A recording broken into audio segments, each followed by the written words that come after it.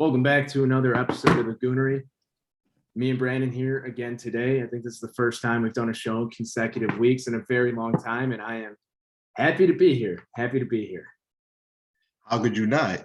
Last night we got a thriller last night, and I'm happy. Football is back. It felt more natural and organic than last year's opener. So, you look more forward to Sunday than you did last year, and I think that's a good thing. That's actually a very good way to put it, because I got off of work last night in time to watch just all the second half. I was just kind of scoreboard watching on my phone when I'm at work, and that was probably as good of a season opener that I can remember in quite a few years. And I think that's Cowboys might be a problem this year. Who knows? Yeah, Cowboys may be a problem, but I think a bigger problem may be Mike McCarthy. But I think that's another discussion for another time. Yeah, and my other big takeaway from that game was the fact that Tom Brady, Gronk, and Antonio Brown all looked like they were about 5 years younger. So it looked like that one game in Miami where they all I don't know if Gronk was on that team, but yeah, it looked like they were back in that same category. But when you talk about takeaways, my takeaway was when Zerline hit that go ahead field goal in the last minute, and they show Mike McCarthy on the sideline fist pumping like he had won the game or something. Yeah. Meanwhile, you got the greatest of all time, the Hall of Famer, a reigning Super Bowl champion 7 times. Like, what did you think was going to happen? It was never in doubt, but apparently not to him. Yeah, some would say some goonery from big old Mike McCarthy. But speaking of goonery, this week's Goonery of the Week. Just a brief one this week that I think both of us kind of wanted to touch on. I saw it on Twitter earlier this morning. Rapper, I believe his name is Dancer. Never heard of him before, but he got a gold chain hook surgically implanted into his scalp, so his hair is now gold chains. I mean, I get that he's getting the attention he wants out of this. Don't get me wrong, but people say all press is good press. I think that's quite the opposite of this situation. I'll tell you this. For those who don't know, I'm a 24-year-old man, which means I kind of fall in line for where the generation likes certain types of music in the rap industry. And I consider myself not a part of that generation. So when I see stuff like this, I'm just like, where are we gonna go from here? And I remember you mentioning the last episode that I'm not a betting man, but considering that is a very, very dangerous proposition he just took. If I could bet, if there is a DraftKings or FanDuel bet of how long he's going to be on this earth, I'll probably take the under on 30. I don't know about you. I mean, obviously, that's definitely – I'm going to just look it up on my phone while we're here. But that's someone who's obviously just trying to get as much attention to his name. And you know what? He did it. Okay. You know, it makes sense. We're going to play a game here. Over under 100,000 monthly listeners on Spotify. I'm definitely got to go under. We're under 1,000. 786 monthly listeners on Spotify. So I want to know where he got that money to. Let's begin with that. His most played song has 8,000 plays. But hey, he's a verified artist. So maybe that'll start the ascent for him. You got to start somewhere, I guess. True, but also if he has that many monthly listeners and he got that type of surgery done, which I'm pretty sure it's very expensive, by the way. I'm pretty sure he's one of those guys on Instagram who asks if you want to make some money with him. So, Or my favorite guy is, I dropped out of school and quit my job. Please listen to my mixtape in my bio. It's their SoundCloud link. But hey, shoot or shoot. I still think my favorite tweet I saw the day on it though is Tyler I Am on Twitter. Trill Withers tweeting out that man is going to get scaled. One of my favorite Twitter followers. He is freaking 100%, hilarious. 100%. And at this point, change your name from Dancer to Goldilocks. It's just a marketing opportunity that's out there. What do I know? But yeah, moving on to some wrestling talk. Both of us big wrestling fans, and I think I could speak for the both of us in this regard. The fact that over the past month or so, both of us are excited about wrestling again for the first time. And for me, I could say probably 2 years. See, that's the thing. Wrestling has those times where it gets you excited and stuff like that. Of course, normally you will look to WWE to ignite that excitement within you, but sometimes they snatch it out of you. I think SummerSlam was that point where it just got kind of snatched out of me, and then AEW comes out and gets the needle mover CM Punk, and then All Out happens. And I mean, I'm very excited for wrestling. And granted, I'm a WWE guy to my very core, so it kind of hurts that AEW is getting this attention. But I think competition should be the thing that that lights a fire in WWE's behind. So hopefully that is. But I'm very excited for where the future's heading, for both companies. No, 100%. I mean, we saw it in the 90s with the Attitude Era between WCW, lighting that fire under WWE's ass, WWF at the time. And out of everyone, they go out and get CM Punk, like we said, someone we never thought was going to wrestle again. I'll tell you what, I was geeking out when I heard Cult of Personality hit for that first time again. Everyone knew it was coming. But it was still an awesome moment.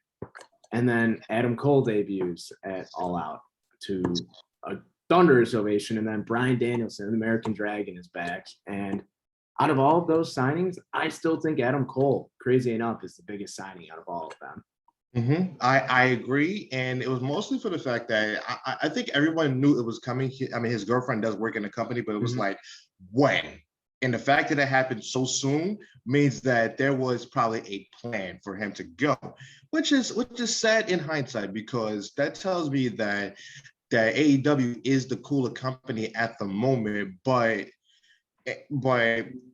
I'm pretty sure WWE would have done almost anything, unless that rumor about him being Keith Lee's manager is true, which personally I don't think is true. There's no way. There's no way that's true. So, in my opinion, for a guy like him, for a guy that was practically the face of NXT for at least maybe a year and a half or 2 years, who's to say that WWE was going to give him everything that he wants on either brand that he was on? He was going to be a superstar, but I think it was just a matter of the creative freedom and how cool a company is at the moment. AEW is that company, and they're going to continue to be that company too. Yeah. So obviously we've seen all this, all the movement create some fantasy booking scenarios that has people going quite wild on Twitter. So I proposed the idea of us just doing a few hypothetical draft or trades between the two promotions. One that I would love to see right out of the gate is from the tag team division. I'd love to see Jurassic Express from AEW go to WWE in a trade for British Strong Style, Tyler Bate, and Trent Seven from NXT. Oh, that's a good one. I think, it's funny because truthfully, because I thought about a tag team trade. I was along the lines of the Usos for the Lucha Brothers. And I feel like those are two teams that could thrive anywhere they go. Now, I think Lucha Brothers would be perfect in NXT. But if you bring them on a WWE, they're going to be those stars because, truthfully, and let's be honest, Vince likes the guys with the mask because it reminds him of Rey Mysterio. Let's be honest.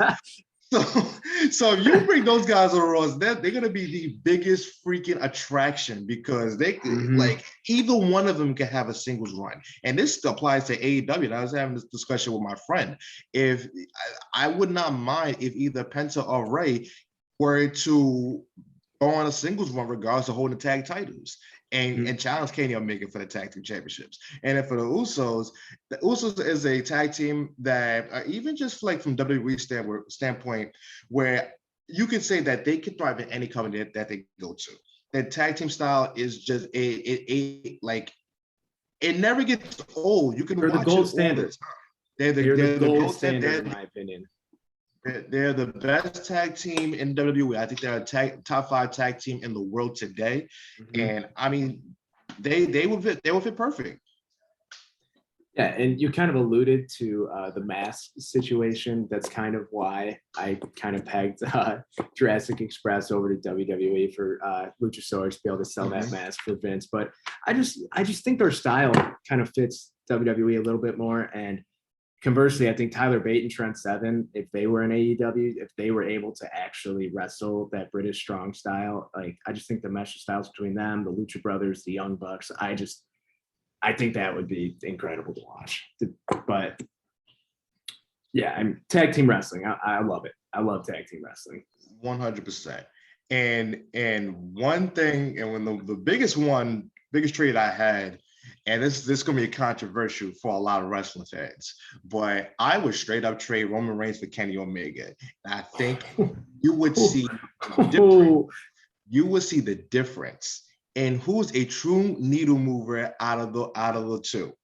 And in my opinion, we both know who it is. In my opinion, it's Roman Reigns. You're bowing to the tribal chief. It's Roman Reigns, and I think the character development over the years makes him attracted to any company possible. You put Kenny Omega in WWE with how their promo style is little more like you want to see them get to the point and be more deliberate. I don't see that from an AEW because I feel like he's surrounded by so many people now, especially with Adam Cole coming in, that he can take a step back and just be like, hey, I'm the champion. I'm better than anybody. And WWE needs to do a little bit more than that. But the main thing with Kenny, he's great at what he does. He's one of the best performers in the world. But there is an aura around Roman Reigns that you just simply can't teach. But I think the fact that he has such a good range from characters, whether no matter he's a face or a heel, that he go anywhere and succeed. Like imagine him just doing a world tour, just smashing people. It would be better than anybody in the world. No one could do it better than him. Could you imagine yourself 3 years ago saying this? Because I know that I couldn't. Oh, hell no. It is. It's awesome. Like Roman Reigns has legitimately become the best character in professional wrestling right before our eyes. And it's crazy what happens when Vince listens to the fans a few years too late, but better late than never, because this run has just been so much goddamn fun to watch. You're supposed to hate him. And it's so hard to. Obviously, you try to suspend reality as much as you can when you're watching wrestling as an adult, but you can't do it end of the day. But it's just, I would love to see that. But you brought up like how Kenny Omega would be in the WWE. I really think he would just be damn near a carbon copy of AJ Styles. I mean, and it's not a bad thing. AJ Styles running the WWE has been phenomenal, and no pun intended. I realize that I say it, but yeah. And then there's one trade that might shake. I don't know how you'll feel about this. It's one from AEW for two from WWE. I want to see Hangman Adam Page in WWE. I think he wrestles more of a WWE style.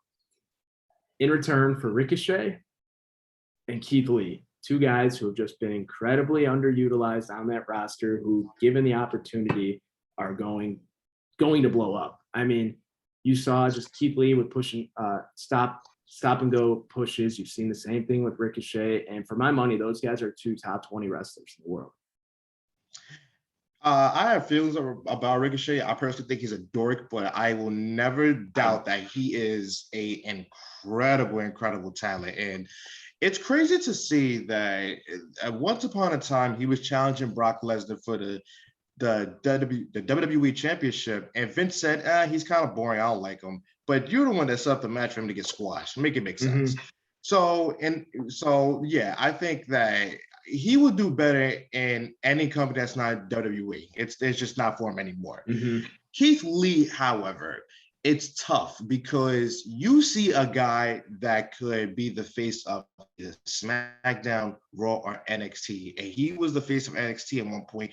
And guess what? He thrived in the short time that he did, because it still boggles my mind that boring ass Karrion Kross got was the one who took the title off of him. And look how his title reign went. No one's gonna remember it. And the only thing they're gonna remember from that title run is Adam Cole saying, "You're not special, but I can ring the bell and I can be special." So I want Keith Lee to succeed in the WWE because I think it's extremely important that anybody that's being underutilized or just on a come up in that company is pushed and being utilized, because they cannot afford to lose anybody else, because they are really in some big ass trouble. Yeah. And there's one other person who I think at this point it's almost delaying the inevitable until they go to AEW. Could not workshop a trade in my head, but Kevin Owens going back to being Kevin Steen. It's almost like another one that feels like you're just delaying the inevitable until he's back in AEW, and then you have El Generico right there with him. Yeah, that's gonna hurt. That's gonna hurt, because knowing me, how my wrestling is set up, how my wrestling is set up. I'll make sure to tune in and watch Raw and SmackDown, but it kind of gets hard to keep up with AEW, and I don't know if it's like an overwhelming embarrassment of riches with why I can't keep up with everybody, but it just sucks that they're gonna keep getting person after person after person after person, but not everyone's gonna get a shot, on shows like Dynamite and Rampage. It's just not gonna happen. So unfortunately, that is gonna happen, and I'm not looking forward to it. And it's a shame, because Kevin Owens is by far one of the best acts in WWE. I would say top 5 in my opinion. And if he goes to AEW, I mean, the Rock is going to get strapped to his ass. He's just going to go. Yeah, and then there's one person who I want to see back in WWE. I would love to see Cody back in WWE. Never going to happen in a million years, but he's just I mean, I know he says he's not, but he's WWE to his core. He wrestles the WWE style to a T, and I think he's great, but we'll never see that again. AEW, admittedly, in my opinion, has a lot of dorks, and he is the head of them. So, like, he fits perfectly with AEW. Honestly, I don't want to see Cody Rhodes anywhere on my television screen. I have a personal dislike. I think I dislike his wife more than him, but just I have no use for him. He does absolutely nothing for me, and he hasn't done so for like the past 2 years. Fair enough. But wrestling's exciting again on all fronts. I mean, you can't beat that. You actually have people talking about it. But moving on into what we alluded to beginning the show, NFL is back. Yep. And do you have any games specifically circled on your calendar for the weekend? You could go to the easier ones, like the Browns and Chiefs or the Packers and Saints. I have 2 that I'm keeping my eyes on. One is I think should be more of a marquee game that people are talking about, and then one of the 4:00 games that not many people are talking about. The Cardinals and Titans is a very intriguing game, and for the reasons that we're going to see a lot of freaking offense in this game, a whole lot. And I think one of the big things I'm looking at is, how is Julio Jones going to fare in Tennessee? Is he still the same player? Is he that missing piece to the Titans offense? And can that get them to, more than a conference championship that they were, I believe it was 2 years ago? And then you have Kyler Murray on the other side, has an embarrassment of riches on offense. You have DeAndre Hopkins. You have AJ Green. And no one's really talking about AJ Green nowadays, but if he's healthy, he's going to produce, because he didn't really get the ball last season. I don't know if that's a fault of himself, but if he's there, he's going to catch the ball. Rondale Moore, who was one of the most electrifying players in college football in his time, and Chase Edmonds back. Their offense, both offenses. I mean, there should be no defense playing in this game. No, and it's gonna be the fun part. It's gonna be the game of the week. But there's another game that I'm looking to, because I think this will be a momentum builder throughout the season. The Broncos and Giants. Now, the Giants, you feel like on paper they have a team that can win the division. Now, granted, after last night, seeing what Dallas did, taking the defending champions to the wire, you may have a cause to pause for that. But the Giants have a great defense. They have one of the best running backs, always coming off an injury, and the wide receiver core is young, but they have a lot of talent. It's all Daniel Jones. Daniel Jones plays good. This team is going to the playoffs.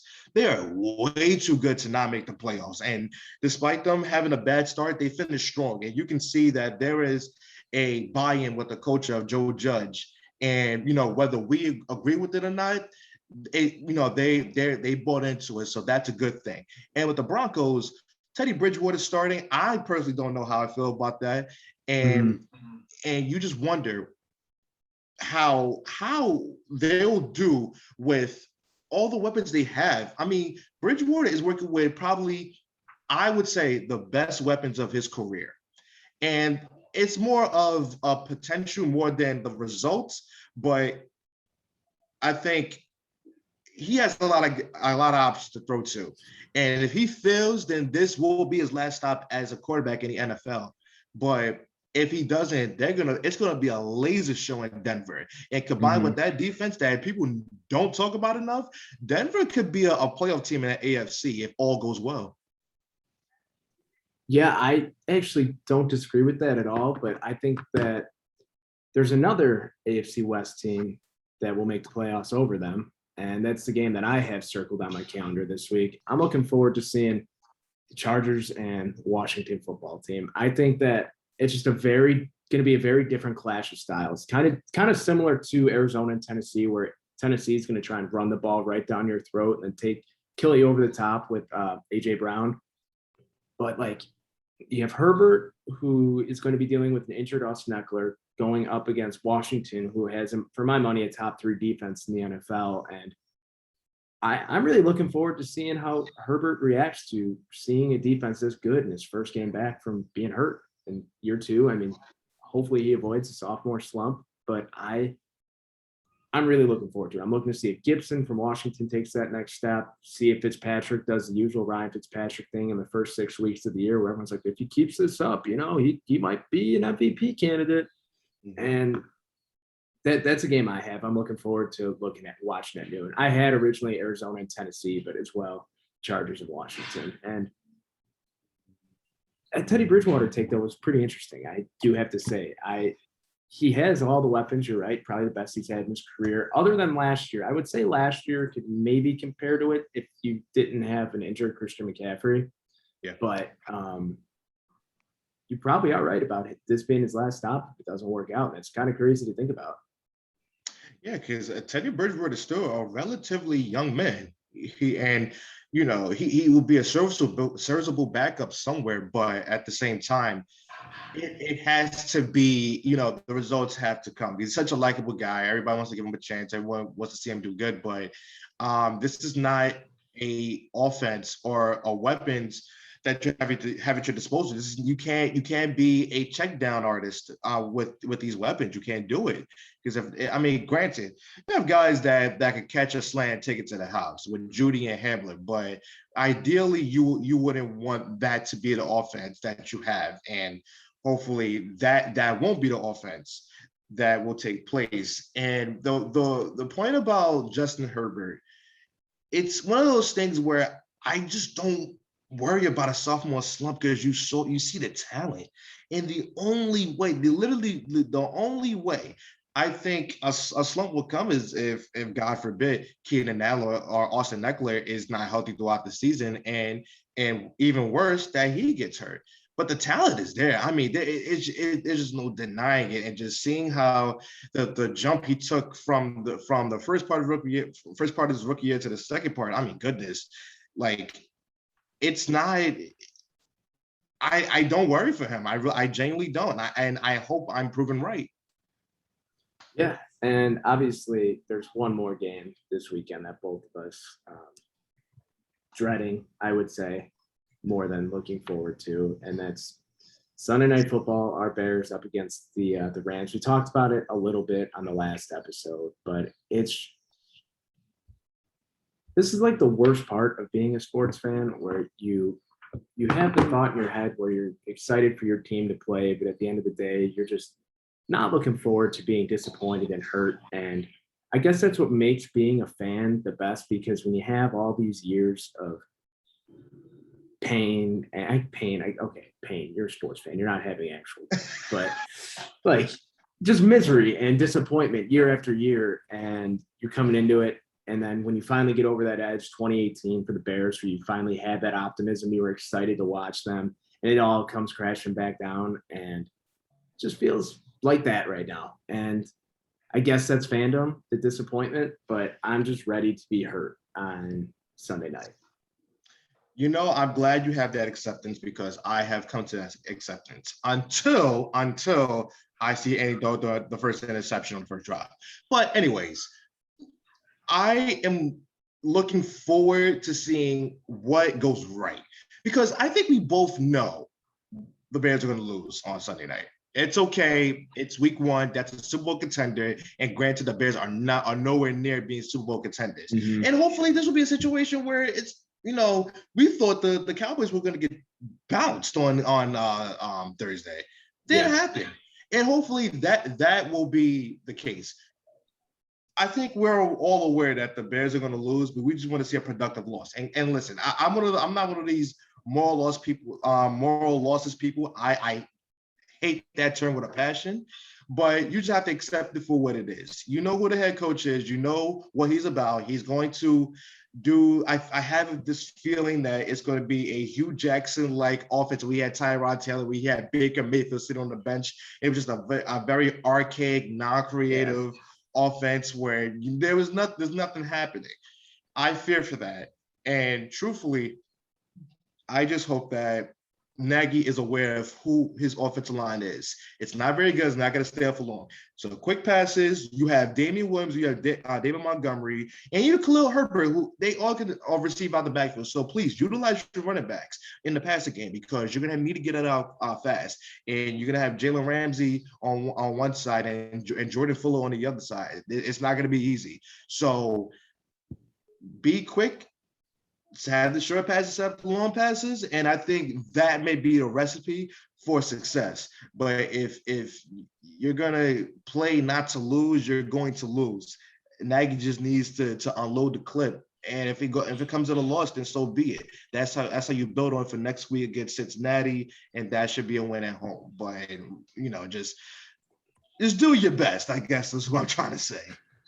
Brother, short, quick passes. You know who you're dealing with here, calling the plays. That is true. That is true. As you already know, the first play of the game is going to be a bullet screen to Darnell Mooney for 2 yards. Yep. And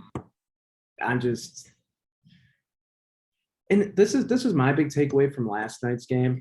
If Dak was able to come in his first game of the year after destroying and shattering his ankle and playing no preseason, virtually the same offense that Andy Dalton had with them all of last year, playing against a top 5 defense in football, it just makes me so much less optimistic about what to expect from Andy Dalton. Not that I was optimistic from the start with Andy Dalton, but just the fact that you could just see that divide between Dak Prescott and Andy Dalton so clear last night, because they put up 14 points last night if Andy Dalton is in at quarterback. If 100%. that. 100%. And that's going to be the trend throughout the tenure of Andy Dalton as starting quarterback. It's not going to be anything exciting. It's not going to be anything new or anything. And I did see an interesting point, though. I wanted to touch on it before we end the show. And it was Matt Nagy is he's so confident that he can win with Andy Dalton, considering he's won with lesser quarterbacks. He's not necessarily wrong, but in the same token, you just don't believe in him as a play caller to win a game for you of this significance. Because just looking back on his tenure, there has been a lot of games that of extreme importance since 2018 that we have won. I don't think there's been any, for that matter. So I think it's really I don't know what to expect. I know what to expect, but it's one of those things where I'm not excited to see Andy Dalton, but I'm just more curious than anything. How is the pressure of knowing that his job is going to be short-lived going to affect him? And is he going to bowl out or is he going to play like, he doesn't really belong? It's interesting, but I'm rooting for him. You had to, that's your quarterback at the moment. You have to root for him, and I want Bears fans to understand that too. But while you can root for him, you also can have acceptance that it's not going to go very well either. Well, yeah. On that note, I guess we can thank the Bears and their quarterback situation the past 2 years for giving us something to talk about with this team, because there really hasn't been much. And I guess we'll see the Bears on the other side. So on that note, it's going to wrap up today's show. A little bit of a quick hitter, but again, don't forget to like, share, subscribe to the show on YouTube. And once again, shoot Brandon's new page on Instagram a follow. It's 97 Beans Caps, correct? Yes, that is correct. Follow over there. He's doing some awesome stuff. And we will see you guys next week. Peace.